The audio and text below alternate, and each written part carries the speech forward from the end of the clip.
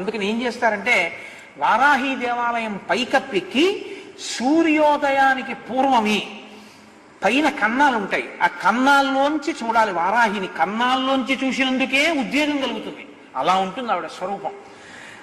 లలితా సహస్రంలో చెప్తారే గండనాయకి, ఆవిడ సర్వసైన్యాధ్యక్షురాలు లలితాదేవికి. ఆ వారాహి ఇప్పటికీ కాశీలో తిరుగుతుంది. రాత్రి వేళ లోపలికి వెళ్ళిపోతుంది, తెల్లమారుతుండగా లోపలికి వెళుతుంది. లోపలికి వెళుతుండగానే చీకట్లోనే అర్చకులు అర్చన చేసేసి తలుపులేసి వెళ్ళిపోతారు. ఎవరైనా చూసేవాళ్ళు ఉంటే పైనుంచోసారి లోపలికి చూసి వెళ్ళిపోతారు అంతే.